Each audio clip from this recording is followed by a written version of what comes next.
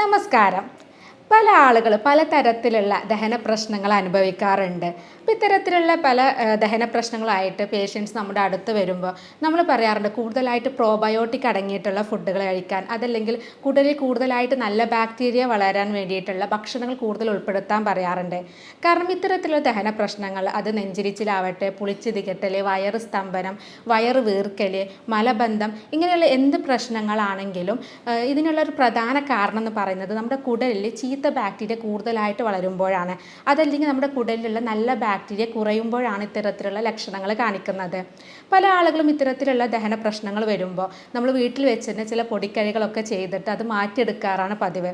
എന്നാൽ ചിലരാവട്ടെ അടുത്തുള്ള മെഡിക്കൽ ഷോപ്പിൽ പോയിട്ട് എന്തെങ്കിലും ഗ്യാസിൻ്റെ ഗുളികകൾ വാങ്ങിച്ച് കഴിക്കും.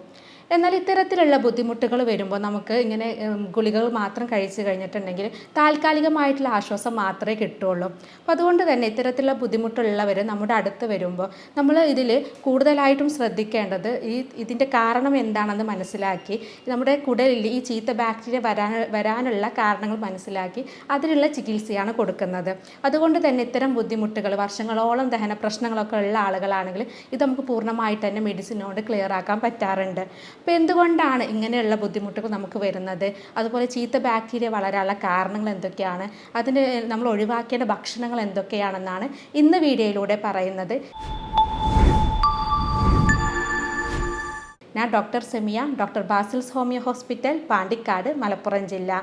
നമുക്കറിയാം നമ്മുടെ ദഹന വ്യവസ്ഥ എന്ന് പറയുന്നത് വളരെ വലിയൊരു സിസ്റ്റമാണ്. നമ്മുടെ വായ മുതൽ അത് അന്നനാളം, അതുപോലെ തന്നെ ആമാശയം, ചെറുകുടൽ, വൻകുടൽ, അതുപോലെ മലദ്വാരം വരെ നീണ്ടു കിടക്കുന്ന ഒരു വലിയൊരു സിസ്റ്റമാണ്. അപ്പോൾ ഈ സിസ്റ്റത്തിൻ്റെ ഭാഗത്ത് നമുക്ക് എന്തെങ്കിലും ഒരു ബുദ്ധിമുട്ട് വന്നു കഴിഞ്ഞിട്ടുണ്ടെങ്കിലും നമുക്ക് ഇതുപോലെ ദഹന പ്രശ്നങ്ങൾ കാണിക്കാറുണ്ട്. അതുപോലെ നമ്മുടെ ഈ ദഹന വ്യവസ്ഥയിൽ ഒരുപാട് ബാക്ടീരിയകളുണ്ട്, നല്ലതും ചീത്തതുമായിട്ടുള്ള ഒരുപാട് ബാക്ടീരിയകളുണ്ട്. ഈ ബാക്ടീരിയകളുടെ സന്തുലിതാവസ്ഥ കാരണമാണ് നമ്മുടെ ദഹനങ്ങളൊക്കെ കറക്റ്റ് നടക്കുന്നതും അതുപോലെ തന്നെ നമ്മുടെ രോഗപ്രതിരോധ ശേഷിയൊക്കെ നിയന്ത്രിക്കുന്നത് ഇത്തരത്തിലുള്ള ബാക്ടീരിയകളുടെ, അതായത് ഈ നല്ലതും ചീത്തതുമായ ബാക്ടീരിയകൾ സന്തുലിതാവസ്ഥയിൽ പോകുന്നത് കൊണ്ടാണ്. എന്നാൽ ഈ ബാക്ടീരിയകളിൽ എന്തെങ്കിലും മാറ്റം വന്നു കഴിഞ്ഞാൽ, അതായത് ചീത്ത ബാക്ടീരിയ കൂടുകയോ അതല്ലെങ്കിൽ നല്ല ബാക്ടീരിയ കുറയുകയോ ചെയ്ത് കഴിഞ്ഞിട്ടുണ്ടെങ്കിൽ നമുക്ക് പലതരത്തിലുള്ള ആരോഗ്യ പ്രശ്നങ്ങൾ നമ്മുടെ ശരീരത്തിൽ കാണിക്കാറുണ്ട്. നമ്മുടെ വൻകുടലിലാണ് കൂടുതലായിട്ട് ഇത്തരത്തിലുള്ള സൂക്ഷ്മമായിട്ടുള്ള ബാക്ടീരിയകൾ കാണുന്നത്. അതുപോലെ തന്നെ ചെറുകുടലിലും കൂടുതലായിട്ട് കണ്ടുവരാറുണ്ട്. എന്നാൽ നമ്മുടെ വയറിൽ, നമ്മുടെ ആമാശയത്തിൽ ഇത്തരത്തിലുള്ള ബാക്ടീരിയകളുടെ അളവ് കുറവാണ്. അതിനുള്ളൊരു കാരണം എന്ന് പറയുന്നത് നമ്മുടെ വയറിൻ്റെ pH ആണ്. pH എന്ന് പറയുന്നത് എപ്പോഴും കുറവായിട്ടാണ് വയറിലുള്ളത്. അതുകൊണ്ട് തന്നെ അവിടെ അസിഡിറ്റി സ്വഭാവം, അതല്ലെങ്കിൽ അമ്ലത സ്വഭാവം ഉള്ളത് കൊണ്ട് തന്നെ നമ്മുടെ ഭക്ഷണത്തിലൂടെയോ അല്ലെങ്കിൽ നമ്മുടെ വായുവിലൂടെയോ അതല്ലെങ്കിൽ നമ്മുടെ മൂക്കിലൂടെ നാസോഫാരിഞ്ചൽ വഴിയൊക്കെ വരുന്ന അണുക്കൾ അവിടെ നിലനിൽക്കാൻ കഴിയില്ല. കാരണം ഇത്തരത്തിലുള്ള ഈ അസിഡിറ്റി കാരണമാണ്. അപ്പോൾ ഈ ആസിഡ് ഉള്ളത് കൊണ്ട് തന്നെ നമുക്ക് അത് ഇത്തരത്തിലുള്ള ചീത്ത ബാക്ടീരിയ ഒക്കെ വളരാനുള്ള സാധ്യത കുറവാണ്. എന്നാൽ എന്തെങ്കിലും ഒരു കാരണങ്ങൾ കൊണ്ട് നമ്മുടെ വയറിലുള്ള ഈ അസിഡിറ്റി കുറഞ്ഞു കഴിഞ്ഞിട്ടുണ്ടെങ്കിൽ അത് നമുക്ക് ഈ ബാക്ടീരിയകൾ കൂടാനും ഇതുപോലെയുള്ള ദഹന പ്രശ്നങ്ങൾ വരാനുള്ള സാധ്യതയുണ്ട്. അപ്പോൾ ഇങ്ങനെ അസിഡിറ്റി കുറയാനുള്ള കാരണം എന്താണെന്ന് നോക്കാം. കൂടുതൽ ആളുകളും സ്ഥിരമായിട്ട് ഈ ആൻറ്റിബയോട്ടിക്സ് ഉപയോഗിച്ച് കഴിഞ്ഞിട്ടുണ്ടെങ്കിൽ അസിഡിറ്റി കുറയാറുണ്ട്. നമുക്ക് സാധാരണ നമ്മൾ ബാക്ടീരിയൽ ഇൻഫെക്ഷനാണ് ഈ ആൻറ്റിബയോട്ടിക്സ് യൂസ് ചെയ്യുന്നത്. എന്നാൽ നമ്മൾക്ക് സ്ഥിരമായിട്ട് ഉപയോഗിച്ച് കഴിഞ്ഞിട്ടുണ്ടെങ്കിൽ നമ്മുടെ വയറിലുള്ള നല്ല ബാക്ടീരിയ അത് നശിപ്പിക്കും. അതുകൊണ്ട് തന്നെ അവിടെ ചീത്ത ബാക്ടീരിയ കൂടുതൽ വരാനും അവിടെ അസിഡിറ്റി കുറയാനുള്ള കാരണമാകും. ഇങ്ങനെ അസിഡിറ്റി കുറഞ്ഞു കഴിഞ്ഞിട്ടുണ്ടെങ്കിൽ നമുക്ക് പലതരത്തിലുള്ള ബാക്ടീരിയകൾ കൂടുതൽ വളരാനുള്ള സാധ്യതയാവുന്നുണ്ട്.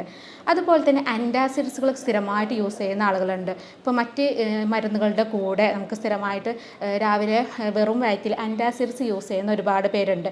ഇങ്ങനെ ആൻറ്റാസിഡ്സ് സ്ഥിരമായിട്ട് ഉപയോഗിച്ച് കഴിഞ്ഞാലും നമ്മുടെ അസിഡിറ്റി കുറയുകയും ഇത് ചീത്ത ബാക്ടീരിയ ആ ഭാഗത്ത് വരാനുള്ള കാരണമാവുകയും ചെയ്യും. അതുപോലെ തന്നെ നമ്മുടെ വയറിൽ ഈ ചീത്ത ബാക്ടീരിയ വിഘടിച്ചിട്ട് പ്രോട്ടീനുമായിട്ടൊക്കെ ചേർന്ന് കഴിഞ്ഞിട്ടുണ്ടെങ്കിൽ, അല്ലെങ്കിൽ നമ്മുടെ വയറിൽ അമിലേസ് എൻസൈമുമായിട്ടൊക്കെ ചേർന്ന് കഴിഞ്ഞിട്ടുണ്ടെങ്കിൽ അമോണിയ പോലെയുള്ള വാതകങ്ങൾ പുറത്തേക്ക് വിടും. ഈ അമോണിയ എന്ന് പറയുന്നത് ബേസ് സ്വഭാവമുള്ളത്, അതായത് ക്ഷാര സ്വഭാവമുള്ളത് കൊണ്ടാണ് ഇത് അവിടെ അസിഡിറ്റി കുറയുകയും ഇത് ചീത്ത ബാക്ടീരിയ വരാനുള്ള കാരണമാവുകയും ചെയ്യാറുണ്ട്. അതുപോലെ തന്നെ കാർബണേറ്റഡ് ഡ്രിങ്ക്സ് സ്ഥിരമായിട്ട് ഉപയോഗിക്കുന്ന ആളുകളും അസിഡിറ്റി കുറയുകയും ഇത് ചീത്ത ബാക്ടീരിയ വളരാനുള്ള കാരണമാവുകയും ചെയ്യാറുണ്ട്. അപ്പോൾ ഞാൻ നേരത്തെ പറഞ്ഞു നമുക്ക് പലതരത്തിലുള്ള ദഹന പ്രശ്നങ്ങളൊക്കെ ഉള്ള ആളുകൾ ഒരുപാട് പേരുണ്ട്. ഇങ്ങനെ ദഹന പ്രശ്നങ്ങൾക്കുള്ള പ്രധാന കാരണം ഈ ഒരു ചീത്ത ബാക്ടീരിയകൾ കൂടുമ്പോഴാണ്. അപ്പോൾ നമ്മുടെ ഈ ചീത്ത ബാക്ടീരിയ കൂടിക്കഴിഞ്ഞിട്ടുണ്ടെങ്കിൽ മറ്റ് പല ബുദ്ധിമുട്ടുകളും നമ്മുടെ ശരീരത്തിൽ കാണിക്കാറുണ്ട്. അത് എന്തൊക്കെയാണെന്ന് നോക്കാം. ഒന്നാമത് പറയുന്നത് നമ്മുടെ വയറിലുള്ള ബുദ്ധിമുട്ട് തന്നെയാണ്. കൂടുതലായിട്ടും കണ്ടുവരുന്നത് വയറ് വീർക്കുക, വയറ് സ്തംഭനം ഇതുപോലെയുള്ള ബുദ്ധിമുട്ടാണ്.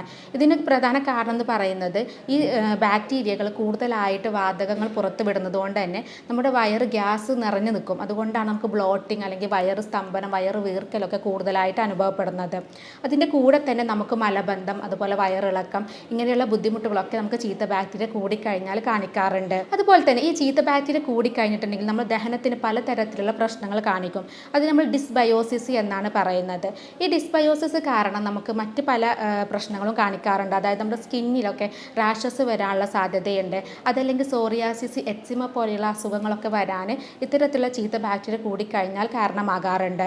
അതുപോലെ ഈ ഡിസ്ബയോസിസ് കാരണം, അതായത് നമ്മുടെ ഈ ചീത്ത ബാക്ടീരിയ കാരണം ദഹനത്തിൽ പ്രശ്നങ്ങൾ വന്നു കഴിഞ്ഞാൽ ഫുഡ് അലർജിയും അതുപോലെ ഫുഡ് ഇൻടോളറൻസും കാണാറുണ്ട്. ഫുഡ് അലർജി എന്ന് പറയുമ്പോൾ പ്രത്യേക ഭക്ഷണത്തിനോട് നമുക്ക് അലർജി വരിക. ഇത്തരത്തിലുള്ള ഭക്ഷണം കഴിച്ചു കഴിഞ്ഞാൽ അത് പാലാവാം, അല്ലെങ്കിൽ മറ്റു തരത്തിലുള്ള സിട്രസ് പഴങ്ങളൊക്കെ കഴിച്ചു കഴിഞ്ഞിട്ടുണ്ടെങ്കിൽ, അല്ലെങ്കിൽ നമുക്ക് കൂന്തൽ, ചെമ്മീൻ പോലെയുള്ള മീനുകളൊക്കെ കൂടുതൽ കഴിച്ചു കഴിഞ്ഞിട്ടുണ്ടെങ്കിൽ ചില ആളുകൾക്ക് അലർജി കാണിക്കാറുണ്ട്. അത് റാഷസ് ആയിട്ട് വരാം, അല്ലെങ്കിൽ ചുമയായിട്ട് വരാം, അല്ലെങ്കിൽ വയറിന് വേദനയോ വയറിന് എരിച്ചിലൊക്കെ ആയിട്ട് ബുദ്ധിമുട്ട് കാണിക്കാറുണ്ട്. ഇത്തരത്തിലുള്ള ഫുഡ് അലർജി വരുന്നതും ഇങ്ങനെ നമ്മുടെ വയറിൽ ചീത്ത ബാക്ടീരിയ കൂടുമ്പോഴാണ്. അതുപോലെ തന്നെ ഇൻടോളറൻസ്, ഫുഡിനോട് ഇൻടോളറൻസ് വരാം. അതായത് അത് ദഹിക്കാനുള്ള ബുദ്ധിമുട്ട് വരാറുണ്ട്. കൂടുതലായിട്ടും പാലിൻ്റെ ഇൻടോളറൻസ്, അതായത് ലാക്ടോസ് ഇൻടോളറൻസ് ഒക്കെയാണ് കൂടുതലായിട്ടും കണ്ടുവരുന്നത്. അതുപോലെ തന്നെ നമുക്ക് ഈ ചീത്ത ബാക്ടീരിയ കൂടിക്കഴിഞ്ഞാൽ കൂടുതലായിട്ട് കണ്ടുവരുന്നതാണ് നമുക്ക് ജങ്ക് ഫുഡിനോടും അതുപോലെ ഷുഗറിനോടൊക്കെ കൂടുതലായിട്ട് ക്രേവിങ്സ് വരും. അതായത് കൂടുതലായിട്ട് ആസക്തി ഉണ്ടാകും. അതിനൊരു പ്രധാന കാരണം പറയുന്നത് നമ്മുടെ കുടലിൽ ബാക്ടീരിയകൾ ചില പ്രോട്ടീൻസിനെ ഉൽപ്പാദിപ്പിക്കുന്നുണ്ട്. ഈ പ്രോട്ടീൻസ് എന്ന് പറയുന്നത് നമ്മുടെ ഹങ്കർ റെഗുലേറ്റിംഗ് ഹോർമോൺസുകളായിട്ടുള്ള ലെക്റ്റിനും അതുപോലെ തന്നെ ഗ്രെലിൻസിൻ്റെ ഒക്കെ ആക്ഷൻസിനോട് സിമിലർ ആയിട്ടുള്ള പ്രോട്ടീൻസുകളാണ് ഉൽപ്പാദിപ്പിക്കുന്നത്. അതുകൊണ്ട് തന്നെ നമുക്ക് സ്ഥിരമായിട്ട് നമ്മൾ ഹെൽത്തി ആയിട്ടുള്ള അല്ലെങ്കിൽ ആരോഗ്യകരമായിട്ടുള്ള ഫുഡുകളാണ് കഴിക്കുന്നതെങ്കിൽ നമ്മുടെ ബാക്ടീരിയ അതിനനുസരിച്ചിട്ടുള്ള ആസക്തി ആയിരിക്കും ഉണ്ടായിരിക്കുക. അതായത് നമുക്ക് അതിനനുസരിച്ചുള്ള ഫുഡിനോടായിരിക്കും കൂടുതൽ കഴിക്കാൻ താല്പര്യം ഉണ്ടാവുക. എന്നാൽ നമ്മൾ സ്ഥിരമായിട്ട് ഇതുപോലെ പഞ്ചസാരയോ അതുപോലെ തന്നെ ജങ്ക് ഫുഡൊക്കെ കഴിക്കുന്ന ആളുകളാണെങ്കിൽ ഇത്തരത്തിലുള്ള നമുക്ക് ബാക്ടീരിയ അതിനോട് കൂടുതൽ ടോളറൻ്റ് ആവുകയും അത് നമുക്ക് കൂടുതലായിട്ട് ഇതുപോലെയുള്ള ഷുഗറൊക്കെ കൂടുതൽ ക്രേവിങ് വരാനുള്ള കാരണമാവുകയും ചെയ്യാറുണ്ട്. അതുപോലെ നമ്മുടെ കുടലിൽ ഈ ചീത്ത ബാക്ടീരിയ വന്നു കഴിഞ്ഞിട്ടുണ്ടെങ്കിൽ നമ്മുടെ ഭക്ഷണത്തിൽ ഒരുപാട് പോഷകങ്ങളുണ്ട്, ന്യൂട്രിയൻസ് ഉണ്ട്, വൈറ്റമിൻസ് ഉണ്ട്, മിനറൽസ് ഉണ്ട്, നമ്മുടെ ശരീരത്തിന് ആവശ്യമായിട്ടുള്ള പല പോഷകങ്ങളുണ്ട്. അപ്പോൾ ഇതിനൊക്കെ ആഗിരണം ചെയ്യുന്നതിന് അത് ബാധിക്കും. അതുപോലെ തന്നെ നമ്മുടെ ശരീരത്തിന് ആവശ്യമായിട്ടുള്ള പഞ്ചസാര ആഗിരണം ചെയ്യുന്നതിന് ഇത് ബാധിക്കും. അതുപോലെ കൊഴുപ്പിനെ ശേഖരിക്കുന്ന പ്രവർത്തനത്തിനൊക്കെ ഇത് ബാധിക്കുന്നത് കൊണ്ട് തന്നെ ഇത്തരത്തിലുള്ള പ്രശ്നങ്ങളും നമുക്ക് കാണിക്കാറുണ്ട്. അപ്പോൾ നമ്മുടെ കുടലിൽ ഇതുപോലെ ചീത്ത ബാക്ടീരിയ വന്നു കഴിഞ്ഞിട്ടുണ്ടെങ്കിൽ പലതരത്തിലുള്ള ദഹന പ്രശ്നങ്ങൾ വരുമെന്ന് പറഞ്ഞു. അപ്പോൾ അത് എന്തൊക്കെയാണെന്ന് നോക്കാം. ഒന്നാമതായിട്ട് പറയുന്നത് നമുക്ക് ബ്ലോട്ടിംഗ് ആണ്, വയറ് വീർക്കുക.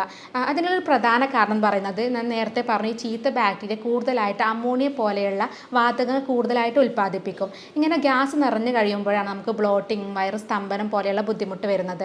അതിൻ്റെ കൂടെ തന്നെ നമുക്ക് നെഞ്ചിരിച്ചിൽ വരാം, മലബന്ധം വരാം, വയറിളക്കം വരാം, ഇങ്ങനെയുള്ള ബുദ്ധിമുട്ടുകളും കാണിക്കാറുണ്ട്. അതുപോലെ തന്നെ വയറ് വരുന്ന മറ്റൊരു ബുദ്ധിമുട്ടാണ് IBS, irritable bowel disease, IBD എന്ന് പറയുന്നത്. ഇത് നമ്മുടെ വൻകുടലിൻ്റെ ഭാഗത്ത് നീർക്കെട്ട് വരുന്നതാണ്, അല്ലെങ്കിൽ വയറിൻ്റെ ഭാഗത്ത് നീർക്കെട്ടൊക്കെ വരുമ്പോഴാണ് നമുക്ക് ഇടയ്ക്കിടയ്ക്കായിട്ട് ബാത്റൂമിൽ പോകാനുള്ള ടെൻഡൻസി വരിക, അല്ലെങ്കിൽ ഭക്ഷണം കഴിച്ച ഉടനെ ബാത്റൂമിൽ പോകാനുള്ള ടെൻഡൻസി ഒക്കെ വരുന്നത്. അതുപോലെ നമ്മുടെ കുടലിൽ ഈ ചീത്ത ബാക്ടീരിയ കൂടുതലായി കഴിഞ്ഞിട്ടുണ്ടെങ്കിൽ നമ്മുടെ ദഹനത്തിൽ പല മാറ്റങ്ങൾ വരാം. നമ്മൾ കഴിക്കുന്ന ഭക്ഷണങ്ങളിൽ നിന്ന് കൂടുതലായിട്ട് പോഷകങ്ങൾ വലിച്ചെടുക്കുന്നത് നമ്മുടെ ഈ ആമാശയത്തിലും അതുപോലെ ചെറുകുടലിലും വൻകുടലിലും ഒക്കെ വെച്ചിട്ടാണ്. അപ്പോൾ ഇത്തരത്തിൽ ചീത്ത ബാക്ടീരിയ കൂടിക്കഴിഞ്ഞിട്ടുണ്ടെങ്കിൽ എങ്ങനെ കൂടുതലായിട്ട് ഈ ആഗിരണം ചെയ്യുന്നത്, പോഷകങ്ങൾ ആഗിരണം ചെയ്യുന്നതിന് അത് ബാധിക്കും. അതുപോലെ തന്നെ പഞ്ചസാര, നമ്മുടെ ശരീരത്തിന് ആവശ്യമായിട്ടുള്ള പഞ്ചസാരയെ വലിച്ചെടുക്കുന്നതിന് അത് ബാധിക്കാറുണ്ട്. അതുപോലെ തന്നെ കൊഴുപ്പ് ശേഖരിക്കുന്ന പ്രക്രിയയൊക്കെ മാറ്റങ്ങൾ വരും. അപ്പോൾ അതുകൊണ്ട് തന്നെ ഇത്തരത്തിലുള്ള ചീത്ത ബാക്ടീരിയ കൂടിക്കഴിഞ്ഞാൽ ഇങ്ങനെയുള്ള ദഹന പ്രശ്നങ്ങളും കാണിക്കാറുണ്ട്. അതുപോലെ മറ്റൊരു പ്രശ്നമാണ് ഉറക്കക്കുറവ്, അതുപോലെ മാനസികമായിട്ടുള്ള ബുദ്ധിമുട്ടുകളും ഇത്തരത്തിലുള്ള ആളുകളിൽ കാണിക്കാറുണ്ട്. ഇതിലൊരു പ്രധാന കാരണം എന്ന് പറയുന്നത് നമ്മുടെ സെറോട്ടോണിൻ എന്ന് പറയുന്നത് ഒരു ഹോർമോണാണ്. ഈ സെറോട്ടോണിൻ കൂടുതലായിട്ടും ഉൽപ്പാദിപ്പിക്കുന്നത് നമ്മുടെ വയറിൽ ആമാശയത്തിൻ്റെ ഭാഗത്താണ്. ഈ സെറോട്ടോണിനാണ് നമ്മുടെ ഉറക്കം നിയന്ത്രിക്കുന്നതും അതുപോലെ തന്നെ മാനസികമായിട്ടുള്ള കാര്യങ്ങളൊക്കെ നിയന്ത്രിക്കുന്നത് സെറോട്ടോണിൻ എന്ന് പറയുന്ന ഹോർമോണാണ്. അപ്പോൾ അത് ഈ ചീത്ത ബാക്ടീരിയ കൂടിക്കഴിഞ്ഞിട്ടുണ്ടെങ്കിൽ സെറോട്ടോണിൻ്റെ അളവ് കുറയുകയും അത് ഉറക്കമില്ലായ്മ അല്ലെങ്കിൽ ഉറക്കത്തിന് പലതരത്തിലുള്ള അസ്വസ്ഥതകളൊക്കെ വരാനുള്ള സാധ്യതയുണ്ട്. അതുപോലെ തന്നെ വിഷാദ രോഗം, ഉത്കണ്ഠ പോലെയുള്ള മാനസികമായിട്ടുള്ള ടെൻഷൻ വരാനുള്ള കാരണമാവുകയും ചെയ്യാറുണ്ട്. അതുപോലെ ഞാൻ നേരത്തെ പറഞ്ഞു നമ്മുടെ കുടലിലുള്ള നല്ല ബാക്ടീരിയയാണ് നമ്മുടെ രോഗപ്രതിരോധ ശേഷി കൂടുതലായിട്ടും നിയന്ത്രിക്കുന്നത്. അപ്പോൾ ഇത്തരത്തിൽ ചീത്ത ബാക്ടീരിയ കൂടുതലായി കഴിഞ്ഞാൽ നമ്മുടെ ഇമ്മ്യൂണിറ്റി കുറയാനുള്ള സാധ്യതയുണ്ട്. ഒരു 70% ഇമ്മ്യൂണിറ്റി നിയന്ത്രിക്കുന്നത് ഇത്തരത്തിലുള്ള നല്ല ബാക്ടീരിയയാണ്. അപ്പോൾ നമ്മുടെ കുടലിൽ ഇതുപോലെ ചീത്ത ബാക്ടീരിയ വളർന്നു കഴിഞ്ഞിട്ടുണ്ടെങ്കിൽ അല്ലെങ്കിൽ കൂടുതലായി കഴിഞ്ഞിട്ടുണ്ടെങ്കിൽ നമുക്ക് പലതരത്തിലുള്ള രോഗങ്ങൾ കാണിക്കാം എന്നുള്ളത് ഞാൻ നേരത്തെ പറഞ്ഞു. ലക്ഷണങ്ങൾ പലതരത്തിലുള്ള ലക്ഷണങ്ങൾ കാണിക്കാം. അപ്പോൾ എന്തുകൊണ്ടാണ് ഇത് കൂടുതലായിട്ട് വളരുന്നത്, ഈ ചീത്ത ബാക്ടീരിയ നമ്മുടെ കുടലിൽ എന്തുകൊണ്ടാണ് വരുന്നതെന്ന് മനസ്സിലാക്കി അതിനുള്ള ചികിത്സയാണ് എടുക്കുന്നത്. അപ്പോൾ അതിൻ്റെ കാരണങ്ങൾ എന്തൊക്കെയാണെന്ന് നോക്കാം. അപ്പോൾ നേരത്തെ നമ്മൾ പറഞ്ഞു അസിഡിറ്റി കുറക്കുന്ന ഈ ആൻറ്റിബയോട്ടിക്സ്, ആൻറ്റാസിഡ്സുകൾ, കാർബണേറ്റഡ് ഡ്രിങ്ക്സൊക്കെ കൂടുതലായിട്ട് ഉപയോഗിച്ച് കഴിഞ്ഞിട്ടുണ്ടെങ്കിൽ അവിടെ അസിഡിറ്റി കുറയാനും അത് ഇതുപോലെ ചീത്ത ബാക്ടീരിയ കൂടുതലായിട്ട് വളരാനുള്ള കാരണമാവുകയും ചെയ്യാറുണ്ട്. അതുപോലെ മറ്റൊരു കാരണം പറയുന്നത് നമ്മുടെ തെറ്റായിട്ടുള്ള ഭക്ഷണ രീതികളാണ്. അതായത് കൂടുതലായിട്ട് സംസ്കരിച്ച ഫുഡുകൾ, ട്രാൻസ് ഫാറ്റുകൾ, അതുപോലെ തന്നെ റിഫൈനഡ് ഷുഗേഴ്സൊക്കെ സ്ഥിരമായിട്ട് ഉപയോഗിക്കുന്ന ആളുകളിലും നമ്മുടെ കുടലിലുള്ള നല്ല ബാക്ടീരിയ കുറയുകയും ഇത് ചീത്ത ബാക്ടീരിയ കൂടുതലായിട്ട് വളരാൻ ഇത് പ്രോത്സാഹിപ്പിക്കുകയും ചെയ്യും. അപ്പോൾ ഭക്ഷണ രീതിയിലുള്ള പ്രശ്നങ്ങൾ കൊണ്ടും നമുക്കിതുപോലെ നമുക്ക് ചീത്ത ബാക്ടീരിയ വരാനുള്ള സാധ്യതയുണ്ട്. അതുപോലെ ഭക്ഷണത്തിൽ നാരുകളുടെ അഭാവം കൊണ്ടും നമ്മുടെ ശരീരത്തിൽ നമ്മുടെ കുടലിൻ്റെ ഭാഗത്ത് ചീത്ത ബാക്ടീരിയ വരാനുള്ള സാധ്യതയുണ്ട്. അപ്പോൾ സ്ഥിരമായിട്ട് ഇങ്ങനെ ഫൈബേഴ്സ് കുറഞ്ഞ ഫുഡുകൾ, അതായത് മൈദ, ബീഫ്, മട്ടൻ പോലെയുള്ള ചുവന്ന മാംസത്തിൽപ്പെട്ട ഫുഡുകളൊക്കെ സ്ഥിരമായിട്ട് ഉപയോഗിക്കുന്ന ആളുകൾ ഇത്തരത്തിൽ ചീത്ത ബാക്ടീരിയ വരാനുള്ള സാധ്യതയുണ്ട്. അതുപോലെ തന്നെ നമ്മുടെ കുടലിൻ്റെ ഭാഗത്ത് എന്തെങ്കിലും അണുബാധയോ അല്ലെങ്കിൽ എന്തെങ്കിലും അസുഖങ്ങൾ വന്നു കഴിഞ്ഞിട്ടുണ്ടെങ്കിലും അവിടെ ഗ്യാസ്ട്രൈറ്റിസ്, ഗ്യാസ്ട്രിക് അൾസർ പോലെയുള്ള എന്തെങ്കിലും ബുദ്ധിമുട്ടുകൾ വന്നു കഴിഞ്ഞിട്ടുണ്ടെങ്കിലും നമുക്കിതുപോലെ ചീത്ത ബാക്ടീരിയ വരാനുള്ള സാധ്യതയുണ്ട്. അപ്പോൾ ഇങ്ങനെയുള്ള കാരണങ്ങൾ കൊണ്ടൊക്കെയാണ് നമ്മുടെ ബോഡിയിൽ ഈ ചീത്ത ബാക്ടീരിയ വളരുന്നതും അത് ഇത്തരത്തിലുള്ള ദഹന പ്രശ്നങ്ങൾ ഉണ്ടാക്കുന്നതും. പലപ്പോഴും നമ്മൾ ഇത്തരത്തിലുള്ള ദഹന പ്രശ്നം വരുമ്പോൾ നമ്മൾ ആൻറ്റാസിഡ്സോ അല്ലെങ്കിൽ ഗ്യാസിൻ്റെ മരുന്നോ കഴിച്ചിട്ട് അത് താൽക്കാലികമായിട്ട് മാറ്റിയെടുക്കാറാണ് പതിവ്. എന്നാൽ ഇത് എന്തുകൊണ്ടാണ് ഈ ചീത്ത ബാക്ടീരിയ വരുന്നതെന്ന് മനസ്സിലാക്കി അതിൻ്റെ കാരണങ്ങൾ മനസ്സിലാക്കി കറക്റ്റായിട്ട് ചികിത്സ എടുത്താൽ ഇത്തരത്തിലുള്ള പ്രശ്നങ്ങൾ നമുക്ക് പൂർണ്ണമായിട്ട് തന്നെ മാറ്റിയെടുക്കാൻ പറ്റും. ഇനി നമ്മുടെ കുടലിൽ ഈ ചീത്ത ബാക്ടീരിയ കൂടുതലായി കഴിഞ്ഞിട്ടുണ്ടെങ്കിൽ ഞാൻ നേരത്തെ പറഞ്ഞു പ്രധാനമായിട്ട് വരുന്ന ഒരു ബുദ്ധിമുട്ടെന്ന് പറയുന്നത് ദഹന പ്രശ്നങ്ങൾ തന്നെയാണ്. അപ്പോൾ ഈ ഗ്യാസിൻ്റെ ബുദ്ധിമുട്ടുകൾ കുറക്കാൻ വേണ്ടിയിട്ട് നമ്മൾ ശ്രദ്ധിക്കേണ്ട കുറച്ച് കാര്യങ്ങൾ എന്തൊക്കെയാണെന്ന് നോക്കാം. അത് പ്രധാനമായിട്ട് പറയുന്നത് നമുക്ക് കൂടുതൽ ആളുകൾക്കും ചില ഫുഡിനോട് മാത്രമായിരിക്കും ഗ്യാസിൻ്റെ പ്രശ്നങ്ങൾ ഉണ്ടാവുക. ചില ആളുകൾക്ക് പാലായിരിക്കും ഗ്യാസ് ഉണ്ടാക്കുക, ചില ആളുകൾക്കാണെങ്കിൽ കൂടുതൽ പയറ് വർഗ്ഗങ്ങളായിരിക്കും. അപ്പോൾ നമുക്ക് എന്ത് ഫുഡാണോ ഗ്യാസ് ഉണ്ടാക്കുന്നത് അങ്ങനെയുള്ള ഫുഡുകൾ നമ്മൾ പൂർണ്ണമായിട്ട് തന്നെ ഒഴിവാക്കുക. അതുപോലെ തന്നെ എണ്ണയിൽ വറുത്തതും പൊരിച്ചതുമായിട്ടുള്ള ഫുഡുകൾ, അതുപോലെ ആവിയിൽ വേവിച്ചിട്ടുള്ള ഫുഡുകളൊക്കെ പരമാവധി ഒഴിവാക്കുക. പിന്നെ ചില ആളുകൾക്ക് വേവിച്ച ഫുഡ് കഴിക്കുമ്പോൾ ഗ്യാസ് ഉണ്ടാകും, എന്നാൽ അത്തരം ഫുഡുകൾ പച്ചയായിട്ട് ഉപയോഗിക്കുമ്പോൾ അത്ര പ്രശ്നം ഉണ്ടാവാറില്ല. അതുകൊണ്ട് തന്നെ പച്ചയായിട്ടുള്ള പച്ചക്കറികളൊക്കെ അങ്ങനെ പച്ചയിൽ കഴിക്കുന്നതായിരിക്കും ഏറ്റവും നല്ലത്. അതുപോലെ ഗോതമ്പ്, ഉരുളക്കിഴങ്ങ് പോലെയുള്ള ഫുഡുകളൊക്കെ കഴിക്കുമ്പോൾ സ്ഥിരമായിട്ട് ഗ്യാസ് ഉള്ള ആളുകളാണെങ്കിൽ അവർ കൂടുതലായിട്ടും അരിഭക്ഷണം കഴിക്കുന്നതായിരിക്കും നല്ലത്. അതുപോലെ ചെറുപയറൊക്കെ, പയറുവർഗ്ഗങ്ങളൊക്കെ നമ്മൾ സ്ഥിരമായിട്ട് കഴിക്കുമ്പോൾ ഈ ഗ്യാസിൻ്റെ ബുദ്ധിമുട്ടുള്ള ആളുകളാണെങ്കിൽ അത് മുളപ്പിച്ച് കഴിക്കുന്നത് ഗ്യാസ് കുറക്കാൻ വേണ്ടിയിട്ട് സഹായിക്കാറുണ്ട്. അതുപോലെ ഭക്ഷണത്തിൽ നെയ്യ് കൂടുതൽ ഉൾപ്പെടുത്തി കഴിഞ്ഞിട്ടുണ്ടെങ്കിലും നമുക്ക് ഗ്യാസിൻ്റെ ബുദ്ധിമുട്ട് കുറയാറുണ്ട്. അതുപോലെ തന്നെ പാലുൽപ്പന്നങ്ങളൊക്കെ സ്ഥിരമായിട്ട് ഉപയോഗിക്കുന്ന ആളുകൾക്ക് ഇങ്ങനെ ദഹന പ്രശ്നങ്ങൾ വരാനുള്ള സാധ്യതയുണ്ട്. അപ്പോൾ അതുകൊണ്ട് തന്നെ അത്തരം ഫുഡുകൾ പരമാവധി ഒഴിവാക്കുക. അതുപോലെ തന്നെ കൂടുതലായിട്ടും നാരുകൾ അടങ്ങിയിട്ടുള്ള ഫുഡുകളാണ് കഴിക്കേണ്ടത്. ഇത്തരം കാര്യങ്ങൾ ശ്രദ്ധിച്ച് കഴിഞ്ഞിട്ടുണ്ടെങ്കിൽ നമുക്ക് ഇത്തരത്തിലുള്ള ദഹന പ്രശ്നങ്ങളൊക്കെ മാറ്റിയെടുക്കാൻ പറ്റും. ഇതിൻ്റെ കൂടെ തന്നെ നമ്മൾ ശ്രദ്ധിക്കേണ്ട കുറച്ച് ഭക്ഷണശീലങ്ങളുണ്ട്. അതായത് കൃത്യസമയത്ത് ഭക്ഷണം കഴിക്കാൻ ശ്രദ്ധിക്കണം. നമ്മൾ കൂടുതലായിട്ട് ഭക്ഷണം കഴിക്കാതിരിക്കുന്ന സമയത്ത് നമ്മുടെ വയറ് കാലിയാവുകയും അവിടെ ആസിഡിറ്റി പോലെയുള്ള ബുദ്ധിമുട്ടുകൾ കൂടുതലാവുകയും അവിടെ നമുക്ക് നെഞ്ചിരിച്ചിൽ, പുളിച്ച് തികട്ടൽ പോലെയുള്ള ബുദ്ധിമുട്ട് വരാനുള്ള സാധ്യതയുണ്ട്. അപ്പോൾ കൃത്യസമയത്ത് ഭക്ഷണം കഴിക്കുക എന്നുള്ളത് വളരെ നമ്മൾ ശ്രദ്ധിക്കേണ്ട ഒരു കാര്യമാണ്. അതുപോലെ തന്നെ ഭക്ഷണം കഴിക്കുന്നതിന് കൂടെ തന്നെ വെള്ളം കുടിക്കാതിരിക്കുക. കഴിക്കാതിരിക്കുക. നമ്മൾ ഭക്ഷണത്തിൻ്റെ ഒരു അരമണിക്കൂർ മുന്നേ അല്ലെങ്കിൽ ഭക്ഷണം കഴിച്ചതിന് ശേഷം ഒരു അരമണിക്കൂർ ശേഷമാണ് വെള്ളം കുടിക്കേണ്ടത്. ഇത്തരത്തിലുള്ള ദഹന പ്രശ്നമുള്ള ആളുകളാണ് ഇത്തരം കാര്യങ്ങൾ ശ്രദ്ധിക്കേണ്ടത്. അതുപോലെ തന്നെ ധാരാളം വെള്ളം കുടിക്കുന്നതും നമുക്ക് ഈ ദഹന പ്രശ്നങ്ങൾ കുറയാൻ വേണ്ടി സഹായിക്കും. ഈ അസിഡിറ്റി പോലെയുള്ള ബുദ്ധിമുട്ടൊക്കെ ഉള്ള ആളുകളാണെങ്കിൽ കൂടുതലായിട്ട് വെള്ളം കുടിച്ച് കഴിഞ്ഞിട്ടുണ്ടെങ്കിൽ ആ അസിഡിറ്റി കുറയുകയും അത് നമുക്ക് ഇത്തരത്തിലുള്ള ബുദ്ധിമുട്ടുകളൊക്കെ കുറക്കാൻ വേണ്ടിയിട്ട് സഹായിക്കുകയും ചെയ്യും. ഇനി സ്ഥിരമായിട്ട് ഗ്യാസിൻ്റെ ബുദ്ധിമുട്ടുള്ള ആളുകൾ നമുക്ക് വീട്ടിൽ വെച്ച് ചെയ്യാവുന്ന കുറച്ച് പൊടിക്കൈകൾ എന്തൊക്കെയാണെന്ന് നോക്കാം. അതിലൊന്ന് പറയുന്നത് ജീരകമാണ്. ജീരകത്തിൽ കൂടുതലായിട്ട് എസൻഷ്യൽ ഓയിൽ അടങ്ങിയിട്ടുണ്ട്. ഈ എസൻഷ്യൽ ഓയിൽ ഉള്ളതുകൊണ്ട് തന്നെ നമുക്ക് പെട്ടെന്ന് ഗ്യാസിൻ്റെ ബുദ്ധിമുട്ടുകളൊക്കെ കുറക്കാനും അത് നമ്മുടെ ദഹനം കറക്റ്റ് നടക്കാനും വേണ്ടിയിട്ട് സഹായിക്കും.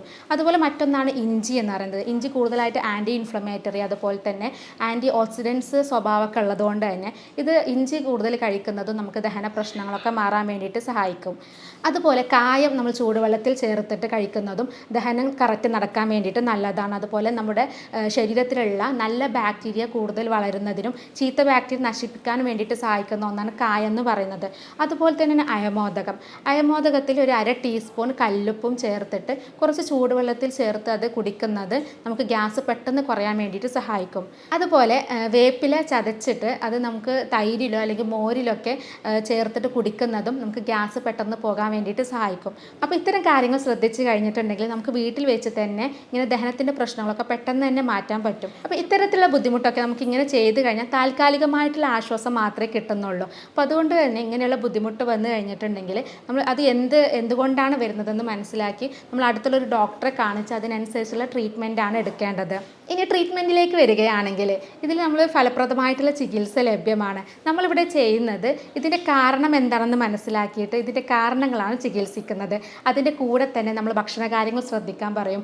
ഒപ്പം നമ്മുടെ ലൈഫ് സ്റ്റൈലിൽ കുറച്ച് മാറ്റങ്ങളൊക്കെ വരുത്താൻ പറയാറുണ്ട്. നമ്മൾ ചെയ്യുന്നത് രോഗിയുടെ ശാരീരികവും മാനസികവുമായിട്ടുള്ള കാര്യങ്ങൾ പഠിച്ച് യൂറോപ്യൻ നിർമ്മിത സോഫ്റ്റ്വെയറുകൾ ഉപയോഗിച്ചിട്ടാണ് നമ്മൾ ഇതിന് ട്രീറ്റ്മെൻറ്റ് കൊടുക്കുന്നത്. അതുപോലെ ജർമ്മനിയിൽ നിന്നും ഇറക്കുമതി ചെയ്യുന്ന പൊട്ടൻസി മരുന്നുകളാണ് ഉപയോഗിക്കുന്നത്. അതുകൊണ്ട് തന്നെ ഇത്തരം ദഹന പ്രശ്നങ്ങളും അതുപോലത്തെ IBS പോലെയുള്ള ബുദ്ധിമുട്ടുകൾ ഇങ്ങനെയുള്ള പ്രശ്നങ്ങളൊക്കെ നമുക്ക് പൂർണ്ണമായിട്ട് തന്നെ മാറ്റിയെടുക്കാൻ പറ്റാറുണ്ട്. അപ്പോൾ ഇത് സംബന്ധിച്ച് എന്തെങ്കിലും സംശയങ്ങളോ അല്ലെങ്കിൽ ഈ ചികിത്സാ രീതിയെക്കുറിച്ച് അറിയാനോ താഴെ കാണുന്ന നമ്പറിൽ കോൺടാക്റ്റ് ചെയ്യാവുന്നതാണ്. സ്നേഹത്തോടെ doctor Semiya, doctor Basil's homeo hospital, Pandikkad, Malappuram ജില്ല.